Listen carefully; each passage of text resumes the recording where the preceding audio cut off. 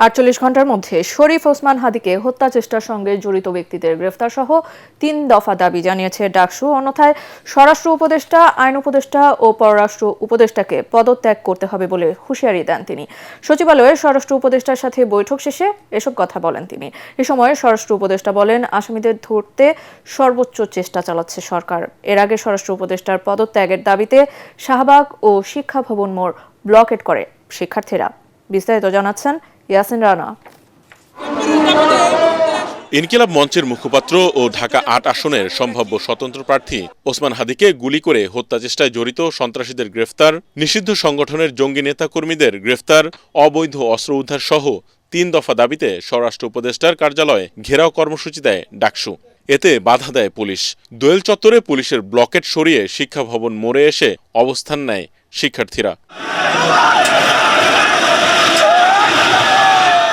এদিকে একই দাবিতে শাহবাগ মোড়ে অবস্থান নেয় জাতীয় ছাত্রশক্তির নেতাকর্মীরা। এ সময় স্বরাষ্ট্র উপদেষ্টার সাথে বৈঠক করতে ভিপি সাদিক কাইমের নেতৃত্বে সচিবালয় প্রবেশ করেন ১৪ সদস্যের প্রতিনিধি দল। বৈঠক শেষে সাদিক কাইম বলেন, দাবি না মানলে পদত্যাগ করতে হবে ৩ উপদেষ্টাকে। আগামী ৪৮ ঘন্টার মধ্যে নিষিদ্ধ লীগের বিরুদ্ধে এলাকাভিত্তিক চিরুনি অভিযান শুরু করতে হবে। নিষিদ্ধ ঘোষিত সংগঠনের বিভিন্ন স্তরের সকল সন্ত্রাসীদেরকে গ্রেপ্তার করতে হবে এবং সব ধরনের অবৈধ অস্ত্র উদ্ধার করতে হবে।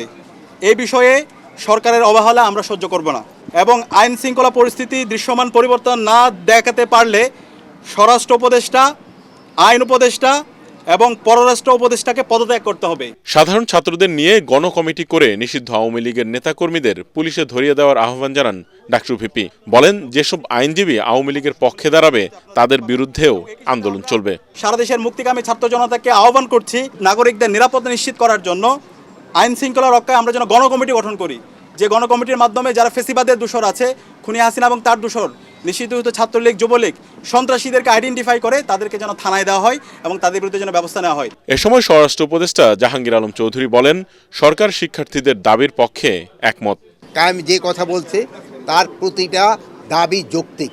আমরা এই দাবিগুলি এর আগেও আমরা কিছু আপনাদের সামনে বলছি যে আমরা ইভেন গতকালকে মিটিংয়ের পরে বলেছি যে এইগুলি আমাদের আরও বেগবান করতে হবে এবং তাদের এই যৌক্তিক দাবিগুলি আমরা অবশ্যই করব।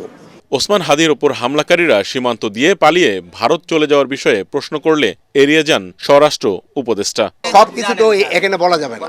ইয়াসিন রানা, এটিএন বাংলা, ঢাকা।